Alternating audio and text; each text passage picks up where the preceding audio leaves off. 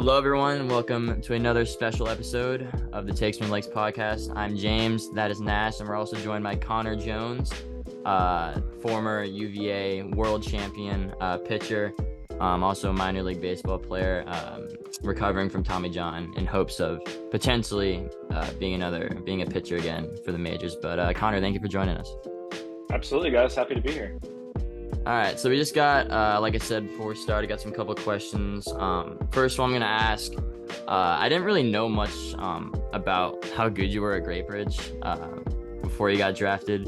And this kind of relates to me personally because we actually had this dude, Blake, who got taken 12th round to the Padres, pitcher, left-hander, like 6'6", 220, whatever. And I remember first game of the season, there was like 20-something scouts lined up behind home plate, just lined up down the left field line, right field line. And so this question kind of focuses on like that spotlight in high school and kind of how it goes with scouting and how good you were, also handling where you're going for college. And so kind of take us through that spotlight. Yeah, it's interesting, man. I remember there was a similar deal. I think it was one of the first games my senior year. We were playing Hickory, and it was me versus Connor Eason, who was committed to UVA as well at the time. And I remember not only scouts, but just fans from foul pole to foul pole all the way around home plate. And yeah, I just didn't look. I think this answer, there's layers to it, but I think part of the reason why I developed so well and why I ended up making the decision to go to college was I was so focused on being the best pitcher in the 757 and being the best player in that area and just dominating the area that I didn't realize like how far the work I was putting in was taking me, on like a national scale instead of just a regional scale. So all of a sudden I popped my head up for air halfway through senior year, and it's like, people are like, "Hey, if you're gonna be a first rounder, like, are you gonna sign?" And I'm like, well, I don't know. So I had just never considered being in that position. I was so focused on beating Kellum and beating Yeah. Grassfield and like our local rivals and stuff, and just having fun with my friends, really, and just being the best that I could be. Like that was always my goal, was just be the absolute best version of myself. So yeah, that was. I mean, my focus was totally on that. Like there was a lot of scouts and stuff, and then I always felt strongly about UVA, and when the time came to make a decision, it was just like, I don't feel like, like leading these scouts on, basically. I'm just gonna go to school, and I'll catch up with you guys in 3 years, basically. Gotcha. Is that what kind of like did the scouts know prior to the draft that you were kind of leaning to go to UVA? Is that why? Because like you look at how you were in high school, and then you would think, and like nationally ranked, and you would think that you'd go higher. Is that what kind of did that like notion of you want to go to UVA kind of play into your draft results at high school? So what happened was, scouts and scouting directors and cross checkers were flying in to watch me throw, and so things, as the season progressed, it got more serious. And that, guys are like, "What's your number? What will you sign for?" Blah blah blah. And I'm like, having not considered being in this position ever, I was like, I don't know what my number is. How much I would sign for. I was always really happy with UVA. I always wanted to go there. It was never like my dream school. I didn't grow up a UVA fan. But the reality was I ended up just being like, I don't know if I have a number. I just wasn't mentally prepared for being in that position. I think I was mature enough to go straight to pro ball, but I just wasn't. I never expected that to happen. And people could say, "Oh, you're crazy. You were so good," but I was so focused on regionally, just focused on myself, so that I actually came out before the draft and released like a statement, a letter that said, "I'm not going to sign. Hmm. You guys can draft me. I'm not going to sign," because there were people saying I could be a late first round pick out of high school, and I was just like, "Yeah, I don't want to get like a bad reputation with these scouts of like, oh, he said he'll sign, and then I don't." Like, so I was just like, I'm not going to sign, guys. I'm going to go to UVA, and I just wanted to be straight up with everyone. So that's Gotcha. kind of how it played out. I know I still got drafted in like the Mhm. 21st round by the Padres, but Yeah, at that it point was it's on the just table like, that it was yeah, on the table I wasn't going to sign. So gotcha. That was Nash was gonna ask Yeah. that question. You have anything Yeah. more to add on So that? we just talked to the head one of the head scouts for the San Francisco Giants the other week, and he said a similar thing, like talent isn't the only thing that goes into the draft process. So that was really interesting. Like obviously there's huge risks and like a lot to balance in for the players and teams like making those Yeah, decisions. Plus with the signing bonus, the whole deal. It's a absolutely. Right. lot Yeah. it's a lot different than any other sport. Um, Yeah. there's more options Hmm. across the board. Yeah. Absolutely. And then I just go. moving to You go. college, I think you have one for Oh, for college, yeah. yeah. Real quick though, I'm gonna kind of give a backstory to how I know Connor. Our sisters, Mackenzie and Taylor, both they swam together, I think it was, right? And Yeah, so they were super good friends back when I used to live in Virginia Beach before. I mean, I still do, but when I lived here before. And so we kind of have that sort of friend connection. He also helped me out pitching, sort of a little pitching coach in 2020, I think it was before COVID. So yeah, a that little ways was back. yeah, yeah, but that was like beginning of high school, so that was fun and kind of reconnected and here we are. So Yeah, College World Series. Obviously, high school Great Bridge. Decided not to go to the majors. Went to UVA. Uh, Final season, your third season, right? You went straight out of a junior, yeah. yeah. Made the College World Series. Started 2 games. Started game 1 against Vandy. Kind of take us through sort of that experience, like even leading up to it, and what it was like being in Omaha. Yeah, so it was actually we won it my sophomore year in 2015, Oh, okay. and so the the real full story that I'm not sure people understand is my freshman year when I was there, we had the number one ranked team in the nation, like basically from beginning to end, and we end up in the College World Series finals against Vanderbilt as well. And we were the heavy favorites. We had all these first round picks and all that, and we ended up losing to Vanderbilt, like in the eighth inning of Game 3 of the national Yeah, I forgot championship. about that. Yeah. And so it was just like, we lost on a home run in the eighth inning. We had the best closer in the country, and they hit a home run in the eighth, and it was like literally just having your heart ripped out. And 4 minutes later, there's confetti falling, and Vanderbilt celebrating, and you're just stunned. And so I'll never forget that feeling. And then for the next year, for it to be the exact two same teams playing again was just like it was just crazy. And then they're the heavy favorites that year with all these first round picks, and we were kind of like the huge underdog that year. We finished seventh in the ACC. Like we just, Yeah. it just goes to show like sometimes it's better to be lucky than good, and also like we just got hot at the right time. And all of a sudden, like the confetti's falling for us, and it's just like it's crazy, man. Like I started game 1 for us against Arkansas with Andrew Benintendi, and Mhm. I forget who else is there, but and then I actually in the last inning of that game, my shoulder tightened up on me, and that's like the only start I missed in college was the Mhm. next start. I was supposed to pitch against Florida and just Oh missed wow. it with like shoulder fatigue. I don't know if I've ever. I don't know. You guys might be breaking news here. If I've ever told anyone that. But Hey. yeah, so Brandon Waddell had to pitch on short rest, and he was heroic. He against Florida, and then I came back for game 1 against Vanderbilt against Carson Fulmer, who was just like Hmm. a total college legend, like total beast. And we went toe to toe for 5 innings, and then I think they scratched across 2 in the sixth, and that was basically all they needed. So we Gotcha. dropped game 1, and then we fought our way back to win it all. Mhm. Real quick, Nash, before you ask yours. So you Well, mentioned Ben Attendee, obviously pitch against, I believe Brian Reynolds and obviously Dansby. Is it cool Mm-hmm. seeing some of these guys you pitch against like thriving as hitters in the majors? Yeah, for sure. I mean, I think it just goes to show that, you know, a lot of these guys that are elite at the college level, you're the best of the best at whatever level you're playing at, whether it's high school, college, big leagues. There's so many good hitters I've faced over the years, and those guys are definitely up there. Gotcha. so yeah, you mentioned just to losing to Vanderbilt and then going on to win. And then between those 2 years, you started in the bullpen, made 24 appearances, 2014. Then the next year transitioned to becoming a starter. Is there anything you like could add about, that role changing? Obviously, probably a normal path in college baseball, but anything of note there?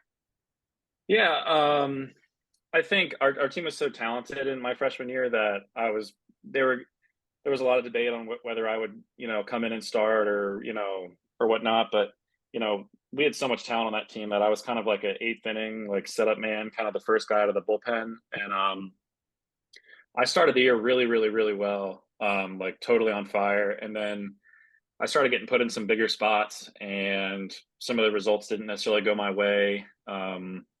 Notably at Florida State, we kick a ball bounces off the first base bag. Like there were just some things, Classic. just some tough breaks. And I just, that was the first real like meaningful adversity that I'd had in my life. And I just didn't handle it great. I just put a lot of pressure on myself, and I always wanted to do amazing for the team. And I struggled with that. And so I really didn't pitch a lot the back half of the season. Like I remember I warmed up in Omaha. I didn't pitch in Omaha my freshman year.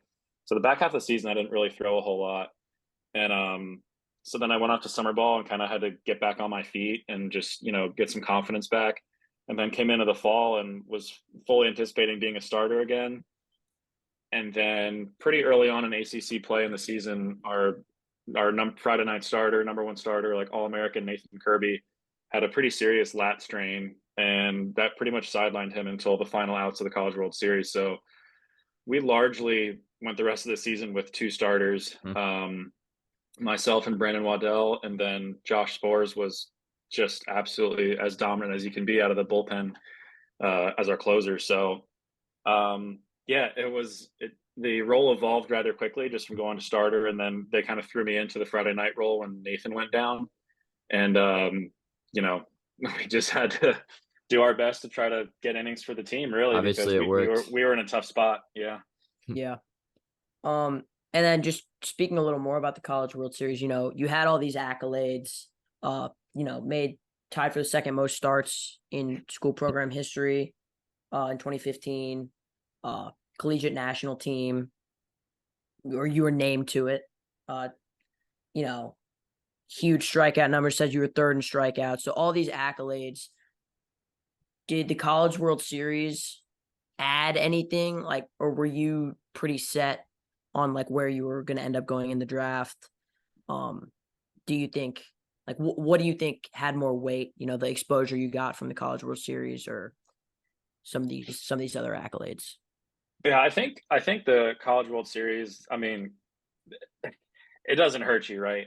Yeah, I think it definitely added just to my pedigree as a player, if you will. Like, you know, I've that's still the biggest crowd I've pitched in front of in my life. It's bigger than any um, you know, minor league game or anything like that. So it's the College World Series is a big deal, and playing on that stage is something that you really don't do until you're in the big leagues. So um, just to say that you've been there, you've done that. Like I was out there on that stage, I pitched well.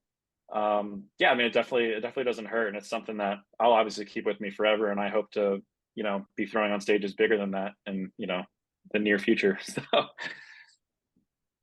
Nash, you want to ask about how much you knew prior to the draft? yeah. So, we talk about, even on the podcast, we try to, assume things about different professional drafts, before they happen. And obviously, teams know vaguely what's going to happen, but how much insight as a player do you have about, where you're going to go, how much money you're going to make, um, The whole whether or process of not, that, really. yeah, the whole process, how much information do you have before it really happens that we might not have as fans? um, about as much as you guys have, to be honest with you. I had been told that, going back to my senior year, like I mentioned before, that I would likely be like a late first round pick. Um, Going into the draft out of college, that was kind of the same thing I was hearing. There was a fair amount of college pitchers, and it all just depends on like, you know, when other guys in your position started getting taken. So like, I think what happened in the draft was college pitchers slid a little bit, and I think maybe some high school arms were taken earlier in the Mhm. draft that year. I don't know exactly what happened, but if I remember correctly, the college pitchers didn't get drafted as early as some of, so it kind of slid all of us down. And I Mhm. think some of my starts towards the end of that year, like people were questioning my velocity or my strikeout ability. And so I slid to the basically the end of the second round.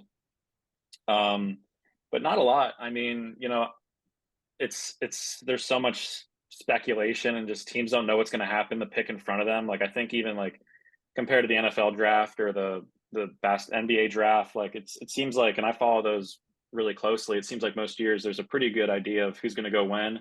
You know, baseball was different this year with, there was a top 3 or 4 that everyone knew they were going to go. Not sure what order, but there's just so much uncertainty with the baseball draft that, I knew of teams that liked me, but I had no idea going into the draft that the Cardinals would take me. I knew a couple picks prior. My agent told me and called me, but going into the draft, you're pretty blind, man. I mean, it's just, people think that you have like a say in who's going to take you, and it's just so not true. It's just the luck of the draw. Yeah, I was about to Well, say yeah, that's what I love about the baseball MLB draft, like NBA and NFL, like who the first round picks. Like there's a group of like 40, 45 guys, 50 guys that like are gonna be first round picks. Like MLB draft, you could literally anybody could go wherever.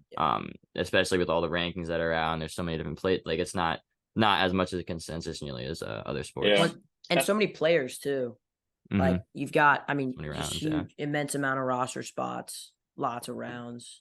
And I'll just say this about drafts in general, just because having lived it and seen it with other players and guys and stuff, is so much matters on where you get drafted. Like, my wife and I were watching the quarterback series on Netflix, and she's asking about Mahomes and all this. And I said, and obviously we have a Chiefs fan here with you, Nash, but I said, there's no question Mahomes is fantastic, but if you throw him on the Texans or something with just a pretty much an awful franchise and poorly run, and he's probably good, but he doesn't have anywhere near the level of success he's had now. Whereas, you could throw somebody else in Mahomes, and this isn't to take away from Mahomes, because obviously I think he's the most talented quarterback I've ever seen, but you could throw, somebody else into his position with an amazing organization, amazing head coach, a loaded roster, all these other things, and they would have some success. They'd probably make the playoffs every year. So I just think fit is super important. Like, when Jason Tatum got drafted to the Celtics and they picked 3rd overall that year after being a playoff team or whatever it was, like it couldn't have worked out any better for both of them. So there's a lot of luck involved, to be honest with you, with the draft in any of these sports. Like, just the fit is so important, and there's really nothing you can do about it. It's totally up to the team. Do you feel like you were lucky with the Cardinals drafting you, like in terms of development and that sort of thing? Yes and no. I will never doubt the opportunity the Cardinals give you. They let guys go out and play. They do a really good job of that. Getting to play for the Mariners was probably the best thing that could have happened in my career. Just everything I learned with them in such a short time frame, and the culture they had there. I absolutely loved it. Would re-sign with them. We talked about it. It just didn't work out with me being out for the year, but my life and career will be forever better because I played with them. Even for 3 months before my arm totally fell apart. It was just awesome. It's just 2 totally different perspectives on development and culture and all those things. So it was eye-opening to get to step inside another organization. Yeah, you can definitely kind of see that when looking at MLB pitchers like George Kirby, for example. I watched him last night. That dude is a stud, like seriously. And then you look at teams, I mean, like even the Cardinals, like there's sure be a few guys here and there, but it doesn't really stand out as much like the Mariners or the Rays or whatever. Yeah, well, but you notice it doesn't take a rocket scientist. Yeah, that's true. Exactly. I mean, I played with George last year, and he's the best pitcher I've ever seen with my own eyes. Really? In person. Yeah, he's just totally ridiculous. It's pretty amazing. Yeah, I watched him go 9 innings last night in the 0-0 game against the Orioles. And like I thought he was gonna pitch in the extras. That's how good he was. But that's awesome to play with him. But and so in terms of minor league career, obviously you can play in some pretty cool cities, with some pretty cool team names included. what has been your favorite place to play in throughout your minor league career? Ooh. Wow. Obviously, I always like going home, but I Mhm. always play like garbage there. I Yeah. just think I think it was a maturity thing. I just get so Hmm. excited, and I want to do so well for everyone that comes out and shows love, and then I try too hard and just it Yeah. doesn't go well.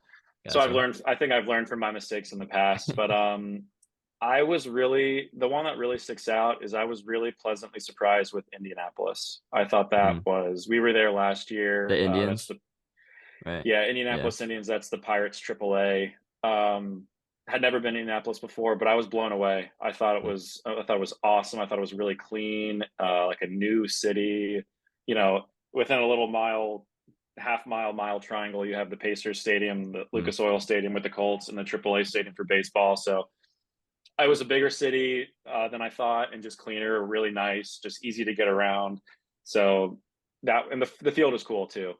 Mm. So that definitely sticks out as one of my favorites. Gotcha. Yeah, I'm sure it was cool coming back home. I actually went to one of those games. I guess you only pitched in one, right? When you went Yeah, there a couple we years were ago. there for a couple days, but I think I only pitched in one game. Yeah. Yeah. Yeah, I remember I went to that game and got to see a pitch. It's pretty cool, but obviously you Oh, said sorry I'm about sure that. the it's like I'm sure the emotions are just riding like crazy and there's nothing you can do about it. Yeah, But yeah. yeah, Nash, you have anything to ask about minors? Oh, just, obviously being a professional baseball player, different than high school, different than even playing in college. Even though both you're committing a lot of time either way, but just part of being a professional, is there anything about, analytics, better technology, or just the pro process that, changed your approach or changed like the way you play at all? Especially a new wave of analytics and stuff Yeah. for pros. Yeah, that's a great question. I'll say there's a lot to that. I'll say I wasn't exposed to a whole lot with the Cardinals. They're pretty old school and traditional. At least they were when I was there, as far as analytics. So if they had it, you had to ask for it, and then what to do with that is a whole nother question. For once you got your analytics, um, that totally changed when I got to the Mariners. So they signed me like less than 24 hours after the Cardinals released me, and we dove in like head first. And so I took basically the way my year went last year with them was I think it was roughly 3 months. The first month was me just kind of getting acclimated to being a starter again. I had been like a late inning reliever closer for like 3 years. So I tried to get my pitch count back up, and long story short, I was hurt at the time. I didn't Mm. know it. Passed my physicals with the Cardinals, didn't know it. Mm. Um, Getting acclimated to being a starter, what have you. The second month, I had the best month of my life. I threw like 27 straight scoreless, threw a no hitter. So Mm. this whole new Wow. analytical plan that the Mariners had implemented with me, it was working, and I was hurt, and I didn't know it at the time, but I was the best I've ever been, dominant. And then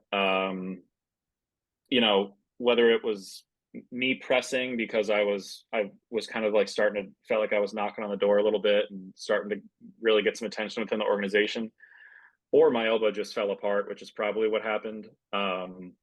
Then I had the absolute worst month of my entire career immediately following that, which is you might have a good month and a bad month, but when do you ever go from you're the best you've ever been to the worst you've ever been?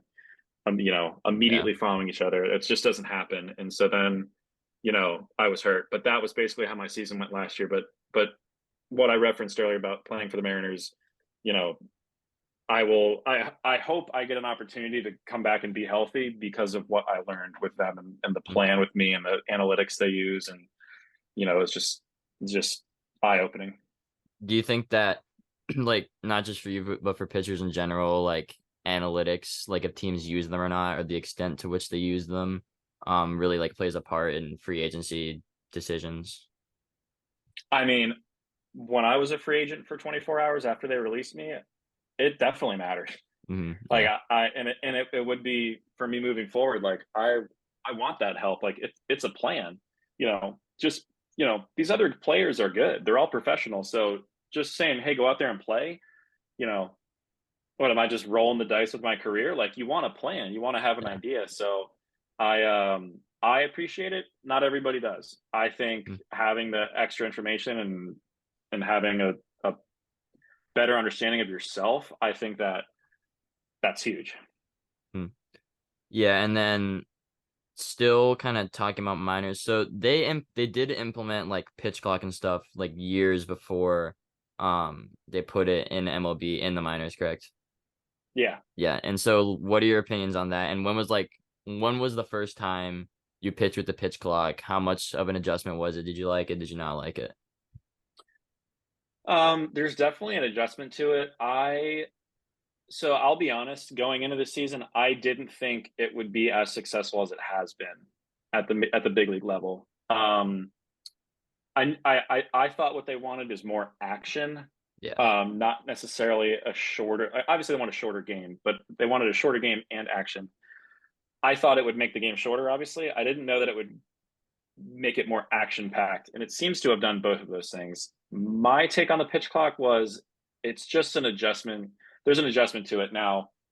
The major leagues having PitchCom and being able to Mhm. just digitally send the signs to you without having to do signs, that's huge, because when there was runners on second base and the catcher's trying to go through multiple signs, Mm. if you shake once, you're going to get a pitch violation. Yeah.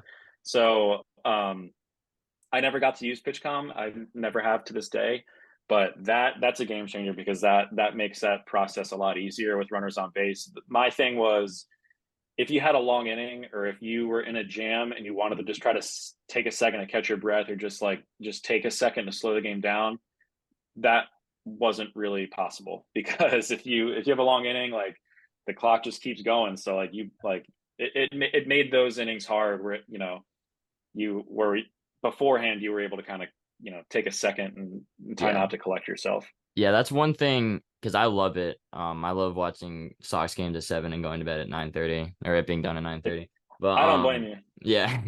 But yeah, Hey, the especially if players love sometimes it. they The play. players love it too. Yeah. Any player who tells you, maybe some of these older guys that have been used to it for so long, but the players love, we don't want to get out of there at 10:30 and eat Hmm. dinner at 11 and go to bed at, but just trying to wind down after games is hard. So, like, you know, we want to go see our family, or go, we don't want to be at the Yeah. yard all night either. Yeah. Yeah. Nash, you got Um, something. yeah, so obviously being a professional baseball player, everybody's elite. You know, if you make a mistake pitch, it could end up in the seats, obviously. But, who's the hardest hitter that you've ever faced? And then, is there anything about your approach that changes when you're going against a guy that's like especially tough? Um, I'd say the hardest hitter I faced was probably, I'm gonna try to get the date on this correct. I want to say 2018, 2019 spring big league spring training with the Cardinals. I I'm in the bullpen. The starter was in a jam, and they say, "Hey, get Jones hot for the third hitter." Like, things were this guy were happening. It's happened really quickly, and so the guy, it was like bases loaded, no outs, and so they say, Mm. get Jones ready for the third hitter, That's or a nice whatever. And I look up at situation. this. Yeah, I look at so we're at Steinbrenner Field in Tampa, and I look up at the board, and I'm like, 1, 2, 3, and I'm like, okay, Aaron Judge. All right. so That's granted, this was a couple of years ago, but he was still, he's still Aaron Judge. And yeah. so um somehow this dude gets out of the inning. Like, he pulled a Houdini and just gets out of it. And so they said Jones has the next inning. And so I look up at the board, and it's Aaron Judge, Giancarlo Stanton, and Greg Bird. So I'm like, all right, here we go. So I get in there, and I face Judge, and we're going back and forth, and he ends up taking like a good breaking ball down, and I walked him. We kind of battled Mm. a little bit. And so I'm like, all right, I got to focus up here. Stanton gets in the box. And when I tell you I never even saw Stanton, like, I totally mean it. I was so focused on what I was doing, and I threw him a good sinker down and away. And he hits like just the biggest chopper. I mean, you know how strong he is. So Oh, he hits a yeah. chopper that goes just to the moon. And I'm like, gosh dang it, man. I thought I had a chance to double play. Like, this ball went to the moon. So, like, there's no way they're going to turn it. And so Colton Wong charges. He fields it, flips it to Paul DeYoung at second. And I look back, and, thank you, Giancarlo. But he was just jogging down the line. Classic. It's spring training. Don't blame him. And so they turned the double play, and I was like, let's freaking go. I'm so pumped. You know, I'm probably like, what, 22 or 23 at this point. I was pretty young. And this was my first big league camp. I was having a lot of success up to this point in big league camp. I think why I got put in this position. And then so I'm so fired up that I just kind of like miss a couple pitches to Greg Bird and walk him, and then ended up striking out Gleyber Torres to get out of the inning. But that was that was a lot of fun. But Aaron Judge is, I'll say, he's the best hitter I've faced up to this point. You should have talked some smack to him as he walked back to the dugout or something. You know, Yeah, Giancarlo Stanton likes to jog in left field too. I mean, he doesn't play anymore. Spring training, I don't blame him. DHs. I'm thankful. So actually, I did see that highlight last week. That was tough. Yeah, that's Yankees in a rough spot right now. Really feel bad, man. But Nash, you got anything else? I don't have anything else written down. But I was gonna ask, kind of going with that question, one hitter you would want to face one day, like anybody in the majors or not, college, that you were like, oh, I really want to pitch to that guy, I want to strike him out, whatever. That's interesting. I'm not sure I've ever been asked that before.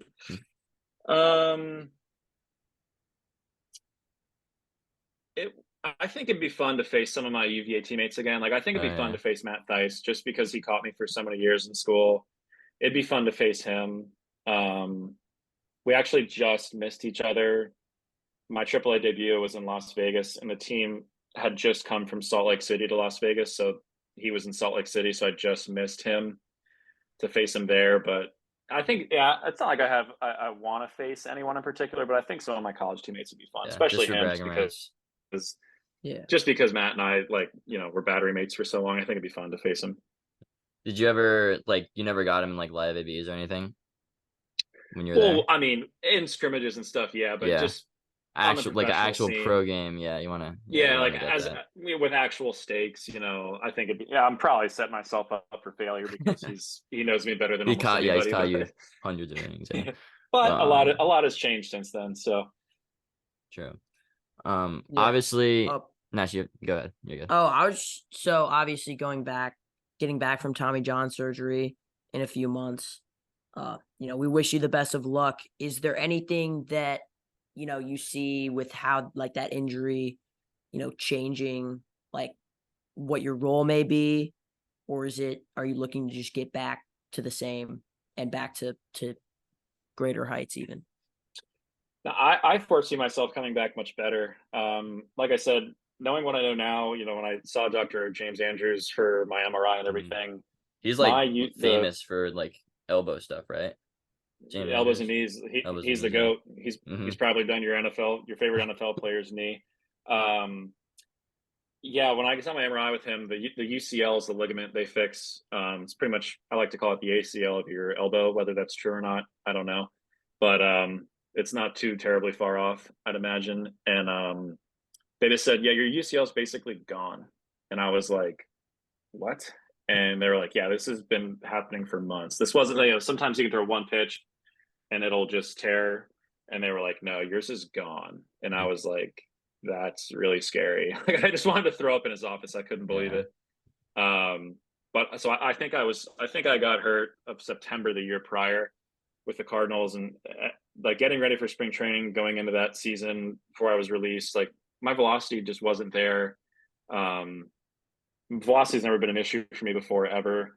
And, you know, the whole year prior, I was 94 to 96 up to 98. And the last month I was 92, 93. And then spring training, I was 90, 92. And then even in the season with the Mariners, through the good and the bad, my velocity was kind of 91, 92. I might hit 94 once. Like, I hit 94 my last start before I had surgery. But I was just sitting 91, 92. And I never had any zip like I always used to feel like I had. So that's why I think from that, and then what the doctor said, you know, I've been hurt for a while. But to answer your question, I think I'll be much better, just because I was hurt for quite a while before. I'd like to return to being a starter, but given a new engine in my arm and, you know, the new information I have from the Mariners and such, you know, it's been a long, hard road so far with a lot of ups and downs. The one thing I do want to say, I keep hearing this, and I don't know if parents listen to your guys' show or whatnot, but for any kids out there that are youth baseball players or whatnot, I heard this and I couldn't believe it, that parents were wanting their kids to get Tommy John because they think they'll come back and throw harder. I heard And that too. that is the most ludicrous thing I have ever heard. Just get it over with. Yeah. wanting someone to have surgery is asinine. Like it is. There are no guarantees with surgery. Like, I've had some of the best care possible, and I've been working around the clock, and it's not a given. Like, it's just, the fact that you think, your kid in Princess Anne Little League is going to have Tommy John and come back better. That's just ludicrous. So I would say, and I've got friends that he tore it 3 times, had it repaired twice, and his body wasn't able to take it, like, to hold the new graft. And so it ended his career. He said, nothing. He said he had the surgery with Dr. Andrews. He said he did a fantastic job, but my body just wasn't the after the first one, it was never the same, the original. So I just, that is insane that I hear. And I've heard now from numerous people, and I'm like, wow, people actually do think that. And I just want to set the record straight that is just totally, I could not even believe people would feel that way. So I hope that changes someone's mind. Someone hears that and changes their mind, just because that's just the craziest thing I've ever heard. Yeah. Myth busting on the Takes from the Lakes podcast. Thank you very much. Yeah. Pro pitch. Got to set the record straight. Yeah. Have you seen Rookie of the Year, the movie, where like the kid like breaks his arm then comes back? Those like 102. Dude, I am not. I think I have. I'm not a movie guy. Really? Even if it's a baseball movie, Really? I don't really watch movies. Yeah, Dude, you're gonna hate me. Rowan my Gardner wife was hates my me for it. idol. Everyone hates me for it. Jeez. You're a show guy. You said you watch quarterback. You more of a show guy, but or whatever. Yeah. If I'm given one or the other, I'll choose show every time. Gotcha. Yeah. I gotcha. Yeah.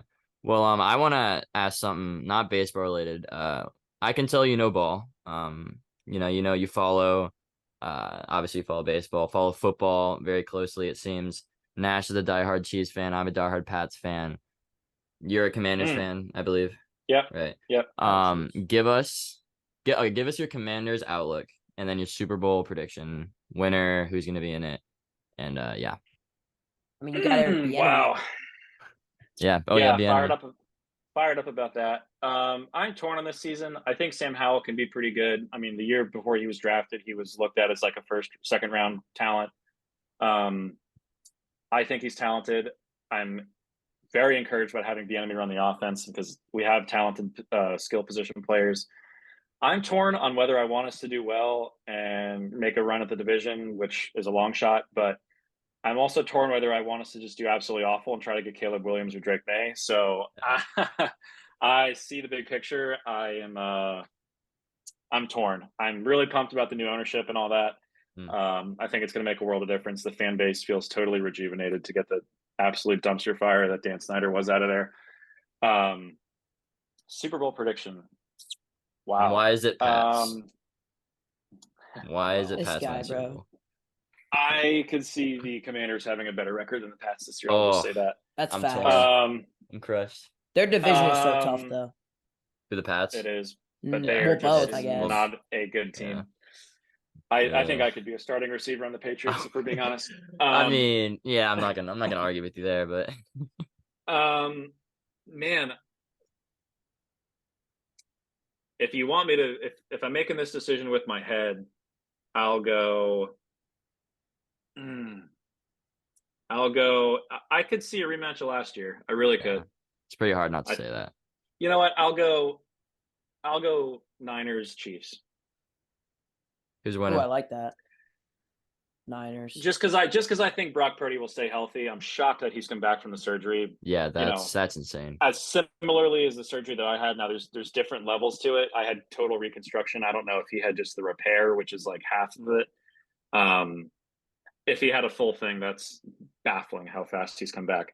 But the Eagles roster got so much better. I don't know. I'll go final score 31-27 Chiefs. over the Uh, Niners. That's tough. That's so tough. Because, like, I mean, obviously, if you have Mahomes, you're like the favorite. yeah, But it's hard not to Yeah. be a Super Bowl favorite our with team, like, Mahomes. arguably got worse. Yeah, I don't. They could have like toddlers Yeah. running out there as long as Mahomes is the quarterback. It Yeah, I'm doesn't actually matter. like, but now Richie James, he caught the touchdown today. He'll be a yeah, star for them. Yeah, of course. Kadarius Toney's not Yeah. hurt too bad. He'll be just fine. They'll Yeah. find a way to make it work. I'm actually Yeah. really excited for the Commanders. My dad's a big fan. The only thing that's worrying is the players like whining about the enemy. Yeah, you see that whole thing with Bieniemy and like his Yeah, intensity.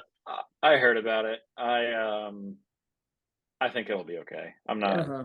I'm not They need terribly a little worried about it. intensity in their lives, right? Exactly. I just hope the offensive line is decent enough. We'll see. I mean, it's been the most nonchalant organization forever. So I mean, they've only been in the news for bad reasons, so. yeah. Exactly. So it's a nice change of pace and not be in the news for bad reasons. Yeah. Nash, do you have anything else? I think I am out of questions. Just if there's anything else you'd like to add, and if not, I think that'll wrap up this episode. Connor, anything else? Wait, from you for Connor. Either. I've got nothing. I'm speechless. No, if you guys don't have anything, I'm all set. All right. Well, again, thank you so much for coming on. Appreciate you. Very easy to communicate with, which is nice. We got this set up. Like I texted you Thursday.